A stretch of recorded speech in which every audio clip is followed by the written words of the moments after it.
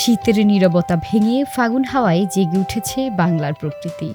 আর সেই প্রকৃতিতে মুগ্ধতা ছড়াচ্ছে পঞ্চগড়ের তেঁতুলিয়ার টিউলিপ। সূর্যের আলো আর তাপ নিয়ন্ত্রণ করা বিশেষ শেডের নিচে সারি সারি ফুটেছে রাজসিক সৌন্দর্যের এই ফুল, ছড়াচ্ছে মুগ্ধতা। প্রথমে পরীক্ষামূলক লাগায় আমরা এখান থেকে সফল হয়েছি, পরে প্রচুর দেশ থেকে প্রচুর দর্শনার্থী আসতেছে, পরে দ্বিতীয়বার আমরা বাণিজ্যিকভাবে করছি, এবার চতুর্থবার করছি। টিউলিপ থেকে আমরা অধিক লাভজনক হচ্ছি, যেহেতু টিউলিপটা অতি কম সময়ের মধ্যে হয়ে যাচ্ছে। এখানে গম কিংবা আমরা যদি ভুট্টা লাগাইতাম তাহলে এত টাকা আসতো না। এটা আমরা 29 ডিসেম্বর লাগাই এবং তার 19 দিনের মাথায় ফুল চলে আসছে। যেহেতু এটা অতি কম সময়ে হয়ে যাচ্ছে এবং আমরা অতি লাভজনক হচ্ছি, সেক্ষেত্রে আমরা টিউলিপ চাষ করতেছি। সংসারে কাজের পাশাপাশি এবং পুরুষরা হাল চাষের পাশাপাশি এই ফুল আমরা চাষ করেছি। এই ফুল আসলে বাংলাদেশে পাওয়া যায় না, এই ফুলের বাল্ব বিদেশ থেকে আনতে হয়, সেজন্য এটা অনেক দাম। এটা শুধু এসডিও বহন করে, আমরা সাধারণ মানুষ আমাদের এই একার পক্ষে এটা বহন করা সম্ভব হচ্ছে না। কম দামে যদি আমরা এই বীজটা যদি বাংলাদেশে পাইতাম তাহলে আমরা অনেক লাভবান হইতাম।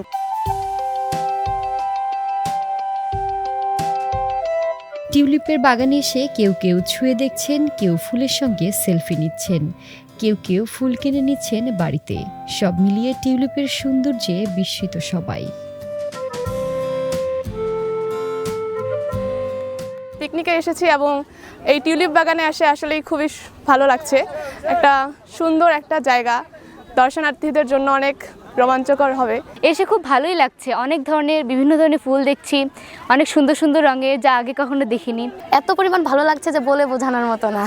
আমরা অনেক দূর থেকে এসেছি এবং আলহামদুলিল্লাহ আশাটা আমাদের কাছে মনে হয়েছে না, এটা পরিপূর্ণ এবং সার্থক। টিউলিপ বাগানকে নিয়ে ফ্যাসিনেশন অনেক দিন ধরে নিউজ দেখতেছি, শুনতেছি, বাট ভেরি ফার্স্ট টাইম আজকে আসলাম।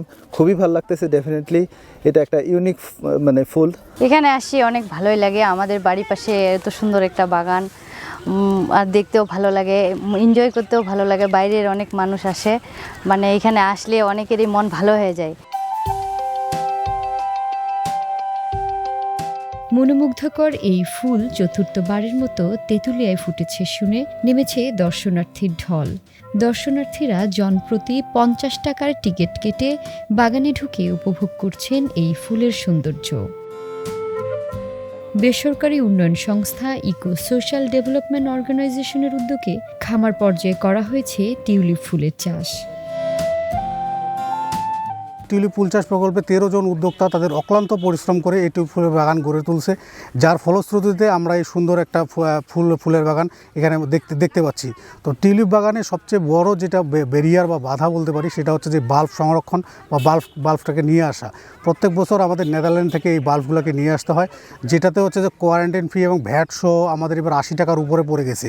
এবং একটি ফুল উৎপাদন করতে এখানে বাকি যদি আমি সার, বীজ, স্প্রে, জমি খরচ, লেবার খরচ সব কিছুই তুলনা করি, তাহলে দেখা যায় প্রায় হচ্ছে যে আপনার 90 টাকার মতো খরচ পড়ে যায় হচ্ছে একটা স্টিক বা একটা ফুল উৎপাদন করতে।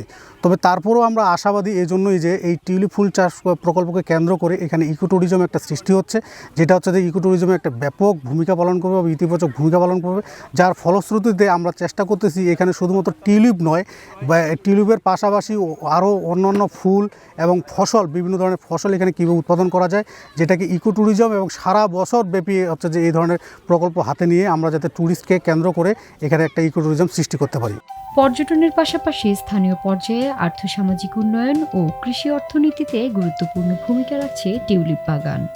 এবারে চতুর্থবারের মতো এই টিউলিপ বাগানটি করা হয়েছে এবং সারা বাংলাদেশ থেকে আমাদের পর্যটকরা এখানে এসে থাকেন। যদিও বাণিজ্যিকভাবে আমরা এখন চাষাবাদ শুরু করতে পারিনি এবং আমাদের টিউলিপের যে বাল্ব, এই বাল্বটির জন্য নির্দিষ্ট পরিমাণ তাপমাত্রা এবং আবহাওয়ার প্রয়োজন হয়। সেক্ষেত্রে আমরা প্রচুর চ্যালেঞ্জের মুখোমুখি হচ্ছি, তথাপিও আমরা এই প্রজেক্টটি চালু রেখেছি এবং এটি ইনশাল্লাহ সামনে আরও ভালো করবে।